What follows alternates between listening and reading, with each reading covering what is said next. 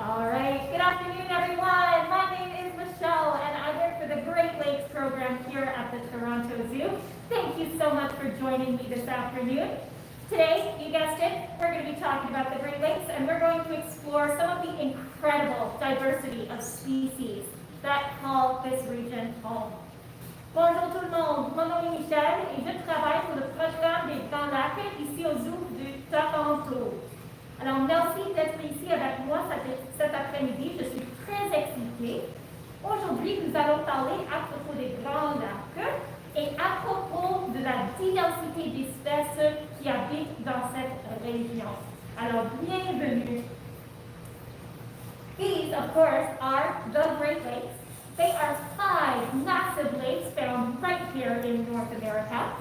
So when I say great, I mean great big lakes. Let's take a look at their names, just in case you forgot.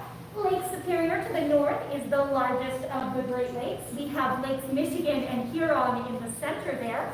Lake Erie to the south is the smallest of these 5 lakes. And Lake Ontario is very much our local Great Lake here in the Toronto region. Alors voici les Grands Lacs. Les Grands Lacs sont 5 lacs qui se retrouvent ici en Amérique du Nord. Et quand je dis Grands Lacs, je veux dire Grands Lacs. Ces lacs sont énormes. Nous avons le lac supérieur au nord, c'est le plus grand. Les lacs Michigan et Huron au centre. Le lac Erie au sud, c'est le plus petit.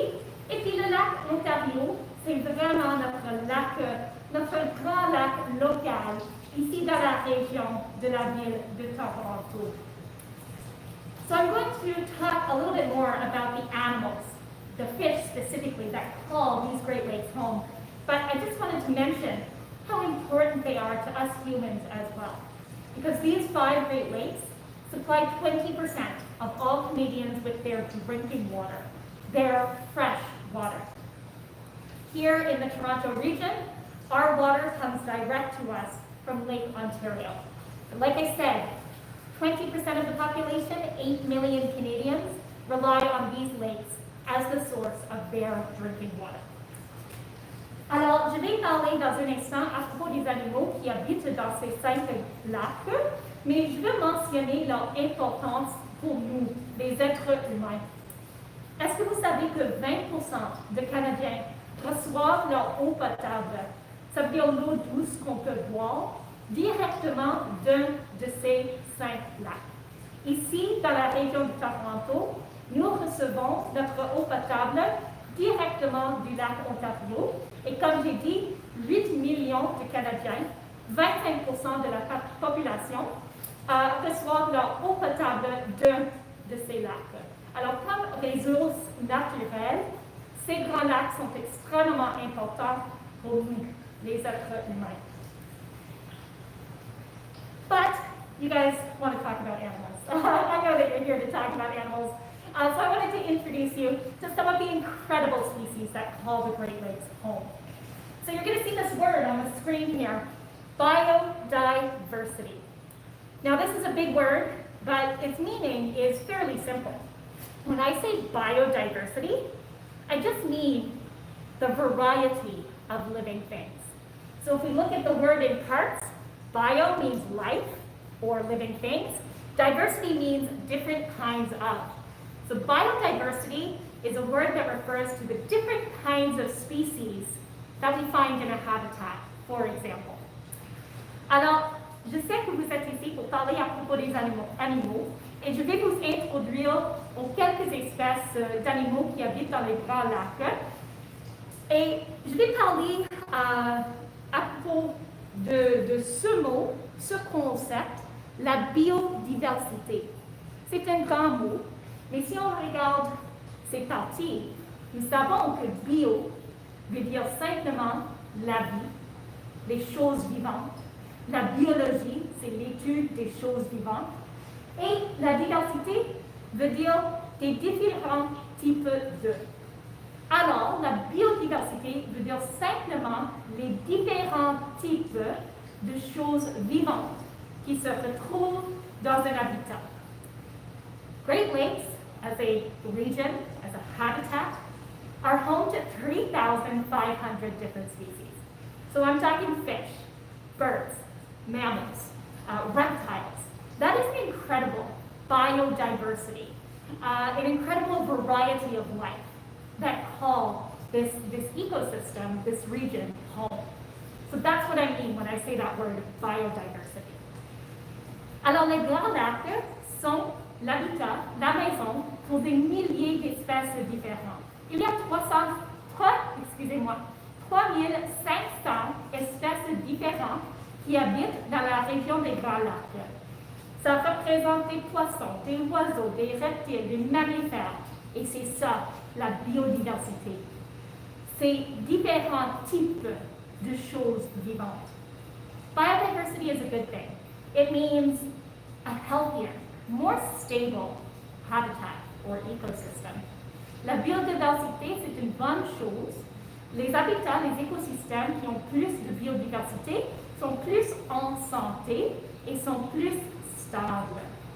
So, let me introduce you to some of the incredible diversity of species who live in the Great Lakes region. Now remember, these Great Lakes here in Ontario, very much on our doorstep, right? So these are some local aquatic or underwater species. Let's start with the biggest. This is the lake sturgeon, which is the largest fish to call the Great Lakes home. And again, when I say big, I mean big. The lake sturgeon can grow to be up to 2 meters long. Oh my goodness. So, well, pretty much the length of this table, 2 meters long. And they can weigh 300 pounds. So in terms of social distancing, you can stay one adult sturgeon apart. This is a massive fish, and they're very ancient as well. Sturgeons, as a family of fish, have lived on this planet for millions of years. So they're considered a prehistoric species, and members of this family swam in our lakes during the time of the dinosaurs. So a really, really incredible fish, and pretty cute, I think, too. Alors, je vais vous introduire aux quelques-unes des espèces qui habitent dans les Grands Lacs. Commençons avec l'espèce le plus grand. Ça, c'est l'esturgeon jaune. Ça, c'est le poisson le plus large des Grands Lacs. Et encore une fois, quand je dis large, je veux dire très large. Je vais vous montrer encore une fois que l'esturgeon jaune a une taille maximum de 2 mètres. Alors, c'est comme la taille de mon table ici. Et l'esturgeon jaune peut peser jusqu'à 300 livres. Alors, assez grand comme poisson. Et aussi un poisson préhistorique, ancien. Les membres de cette famille d'esturgeons, ça fait 150 millions d'années qu'ils ont vécu dans les lacs. Alors, c'est un poisson qui a existé pendant le temps des dinosaures, une espèce préhistorique. Et aussi, moi, je pense que c'est une espèce assez mignonne. Alors, ça, c'est l'esturgeon jaune. Now, what you're going to notice about a lot of the species I introduced to you today is that a lot of them are classified as endangered, which means that they are in danger of going extinct or disappearing entirely. The lake sturgeon is classified as endangered for a few reasons. This fish was overfished for a number of years, and the eggs that it lays were harvested for many years and sold as a food called caviar. So due to that overfishing, and due to the collection of its eggs, the inability to reproduce, the lake sturgeon's population has declined, and it is now classified as vulnerable or endangered. Beaucoup des espèces auxquelles je vais parler aujourd'hui sont classifiées comme en voie de la disparition. Ça veut dire qu'ils s'approchent à l'extinction. Ça veut dire qu'ils sont en danger de disparaître complètement. L'esturgeon jaune est en voie de la disparition à cause de la surpêche et parce que ses œufs ont été pendant plusieurs années ramassés comme une nourriture que nous appelons le caviar. Et à cause de ça, la surpêche et le fait que nous avons ramassé les œufs de cette espèce, l'esturgeon jaune n'a pas été capable de reproduire. Nous avons vu un déclin dans sa population et maintenant cette espèce est en voie de la disparition. Now, coming back to this idea of diversity, right? We talked about the largest fish found in the Great Lakes. Let's take a look at one of the smaller ones. So if we're talking diversity, you've got the massive sturgeon. How different is this guy? This is a red-side dace. He is a minnow. So minnow means small fish. You can see this little fish is just about the size of my finger, 10 to 12 centimeters long. So very, very different than the sturgeon. Alors, en parlant de la diversité, nous avons l'esturgeon jaune, qui est le poisson le plus grand des grands lacs. Et ici, un poisson beaucoup plus petit. Ça, c'est le méné long, qui mesure 10 à 12 cm la taille de mon doigt. Alors, nous avons parlé à propos de ce poisson extrêmement large. Voici un poisson beaucoup plus petit. Nous voyons déjà la diversité de vie dans ces grands lacs. Now, what makes the red-side dace especially interesting is that it eats insects like mosquitoes and flies and has this incredible hunting behavior where it will leap up out of the water like a flying fish with this huge gulping mouth to gulp at these insects on the surface of the streams where it lives. You can see it in the video here. You slow it down. You see this kind of leaping motion. And as far as hunting technique goes, really unique to the red-side dace. It's the only minnow to leap clear out of the water. Alors, le méné long, un poisson très intéressant, à cause de la manière dans laquelle il cherche sa nourriture. Le méné long saute de l'eau comme un poisson volant pour attraper les mouches et les moustiques sur la surface de l'eau. Avec sa grande bouche, en sautant de l'eau, c'est comme ça que le méné long fait la chasse. Il est un prédateur qui mange, comme j'ai dit, les insectes aux surfaces. C'est quand même efficace comme une stratégie de chasse. This makes this little fish very important to us humans. It eats those nuisance insects that can make us sick, flies and mosquitoes. So we rely on this little fish to keep those insect populations low.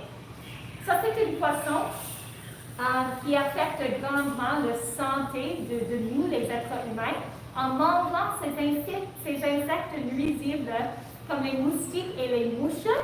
C'est bon pour nous, les êtres humains, parce que ces insectes peuvent nous rendre malades. Alors, le méné long, le fait qu'il mange ces insectes nuisibles, c'est bon pour nous et pour notre santé. All right, let's take a look. What else have we got here? Oh boy, talk about diversity, talk about a different kind of fish. This is the American eel. And although it looks snake-like, it is another species of fish. Now the American eel, actually, let me come back to the red-side dace for just a minute. Because I forgot to mention that it is also endangered. And this is because the red-side dace lives in streams in urban areas, like here in Toronto, and those habitats have increasingly become polluted. That endangerment is a problem, right? Less red-side dace means more mosquitoes. Mosquitoes can make people sick. You can see why we would want to protect this species in particular. Je voulais juste mentionner, avant de continuer, que le méné long est aussi en voie de la disparition parce qu'il habite dans les ruisseaux, dans les centres urbains, comme ici à Toronto. Beaucoup de ces ruisseaux ont été pollués par les actions des êtres humains. Le méné long est maintenant en voie de la disparition, qui est un problème pour nous, les êtres humains. Moins de méné long, ça veut dire plus de moustiques. Alors, nous voulons vraiment protéger cette espèce en particulier. All right.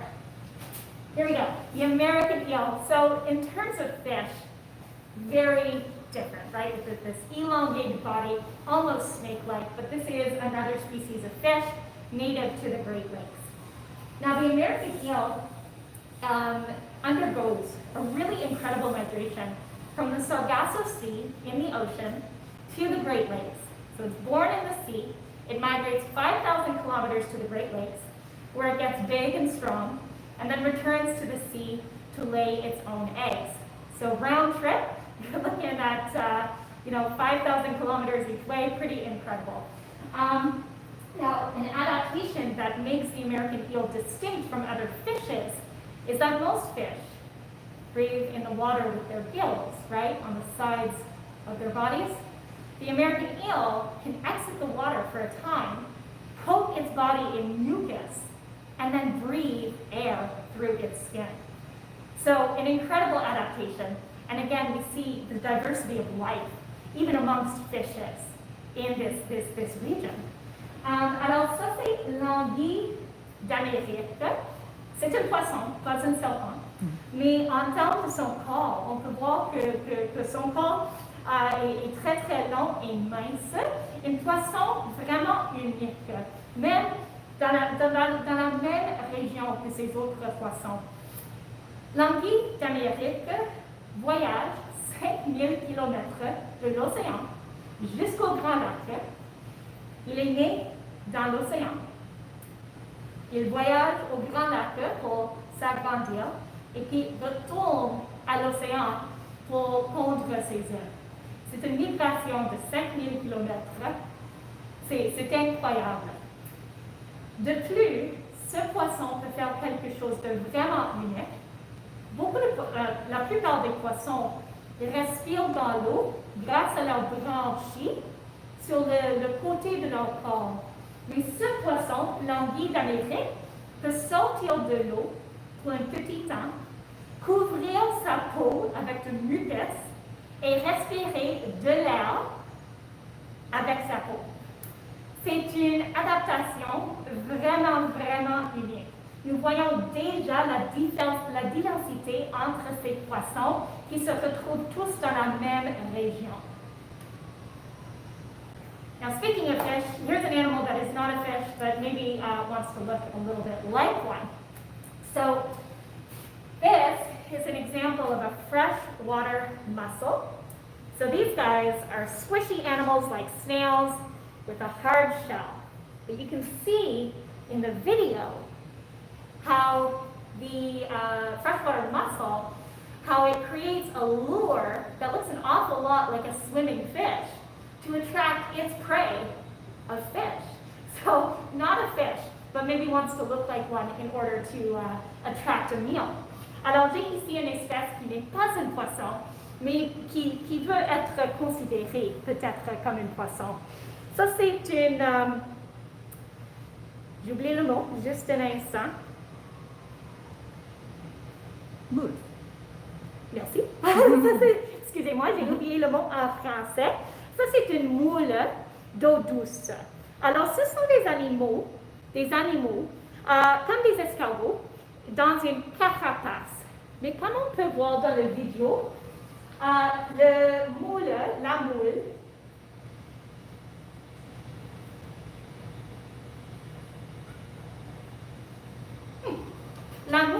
crée une lourde qu'elle bouge, et qui a l'air comme un poisson qui nage dans l'eau. Et comme ça, la moule peut attrayer d'autres poissons qui sont sa proie. Alors, pas un poisson, mais un animal qui imite les poissons pour manger. Now, freshwater mussels are really important to the health of the Great Lakes because they will filter feed, which means to pull in water through their mouths. And then they pull in bacteria and algae with that water, which they filter out. That act of filter feeding also serves to clean the water because they're filtering out contaminants as they feed on those bacteria and those algae. So they're actively cleaning the water as they feed. And a single mussel can filter or clean 9 liters of water per hour. Les moules sont extrêmement importants aux santé des grands lacs, aux qualités de l'eau, parce qu'ils mangent en filtrant l'eau. Dans l'eau, il y a des micro-organismes, des bactéries, des algues. Et en filtrant l'eau, en filtrant leur nourriture de l'eau, ils sont aussi en train de nettoyer l'eau, de filtrer les contaminants de l'eau. Une seule moule peut filtrer ou nettoyer 9 litres de l'eau par heure. Alors, ces animaux, en mangeant, nettoient aussi l'eau des grands lacs. Alors, un animal il n'a pas beaucoup de personnalité, c'est vrai, mais très important pour la santé des grands lacs. So, hard to get excited about mussels. I know they don't have a lot of personality, but I can't stress how important they are to the health of the Great Lakes. Now, Great Lakes need all the help they can get because they're facing a number of threats or challenges. And a lot of these threats come back to us, our human actions. So you might have noticed the fish behind me in the tank here.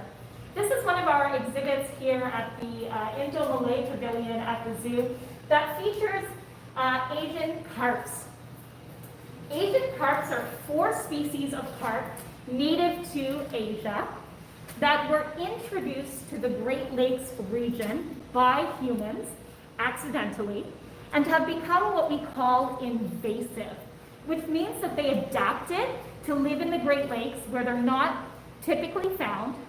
They reproduce very quickly, and they have taken over.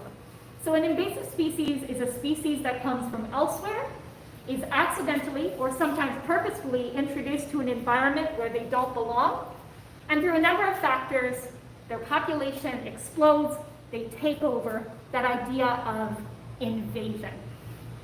Alors, vous avez probablement noté ces poissons derrière moi. Alors, ça c'est un des problèmes dont font face les grands lacs. C'est le problème des espèces envahissantes. Les espèces envahissantes sont les espèces d'animaux ou de plantes qui sont introduits dans un environnement où ils ne sont pas locaux. Ils sont introduits souvent par accident, par les actions des êtres humains. Ils peuvent s'adapter au nouvel environnement, peuvent reproduire très rapidement et soudainement nous avons une invasion d'une espèce qui vient d'ailleurs. Et c'est un grand problème pour les espèces locaux. So Asian carps are 4 different species of carp: the black carp, grass carp, big head carp, and silver carp. Like I said, native to Southeast Asia, accidentally introduced to the Great Lakes, very adaptable, and their population has exploded. They were accidentally introduced, I should say, to waterways connected to the Great Lakes and are on the cusp of becoming a huge problem in the lakes themselves. But I've been talking a lot about biodiversity. In parts of the US, where Asian carps have taken hold, in rivers like the Mississippi River and Illinois River, Asian carps, due to the speed at which they reproduce, represent up to 50% of the biomass in those rivers. So that's a huge loss of diversity. You've got a whole lot of Asian carps and not a whole lot of diverse local fishes. That's a loss of biodiversity that is really impacting those ecosystems. Alors, comme j'ai dit, les carpes asiatiques sont 4 espèces de carpes qui sont indigènes dans l'Asie, mais ont été introduits dans les eaux douces de l'Amérique du Nord. Et ils s'accrochent aux grands lacs. Et ils sont devenus un problème ici en Amérique du Nord parce qu'ils reproduisent très rapidement. Et maintenant, dans les parties de l'Amérique du Nord où vivent les carpes asiatiques, maintenant, dans ces rivières dans les États-Unis, la rivière Mississippi, la rivière Illinois, les carpes asiatiques représentent 50% de la biomasse dans ces rivières. Ça veut dire qu'il y a trop de carpes asiatiques et beaucoup moins d'autres espèces de poissons locaux. Il y a moins de biodiversité. C'est un problème pour la santé et la balance de ces écosystèmes. This is just one of the problems facing the Great Lakes. There are also huge problems with things like pollution and hydroelectric dams. But if you want to learn more about those, I would invite you to, if you're a teacher, to book a Great Lakes program presentation for yourselves, for your students. They are 45-minute presentations where a freshwater biologist streams into your class live to talk all about even more of the fascinating species found in the Great Lakes region, and to touch more on the problems facing this region today, as well as what we can do to help. So if you want to book one of these presentations, again, totally free for your class, you can email greatlakes@torontozoo.ca. Alors, si vous voulez apprendre plus à propos des espèces des grands lacs, à propos de ces 150 espèces de poissons indigènes à cette région, si vous voulez apprendre plus à propos des problèmes, des défis de cette région, je vous invite, vous les professeurs, de m'envoyer une courriel à greatlakes@torontozoo.ca. Nous offrons une présentation libre de 45 minutes. Une biologiste marin va venir virtuellement parler avec vos étudiants à propos de cet écosystème très important et en plus de détails. But I don't want to leave you on a negative note, so let me tell you what you can do to help the Great Lakes and this incredible diversity of life right on our doorstep. Here are just some simple things you can do from home or in your classrooms when you're back at school. It comes down to not wasting water, using only what you need. It can be as simple as putting garbage where it belongs, recycling where possible. Use reusable products rather than those that we use once and then dispose of. Or, one of the big pollution problems in our bodies of water generally is that of plastics. They don't biodegrade. They exist. Once they end up in a lake or an ocean, they live there for decades or hundreds of years. Ask yourself if you could replace some of the products you use every day, some of those plastic products, with something made out of paper or bamboo that returns to the earth a little bit more easily. So those are some simple things that you can do to help today.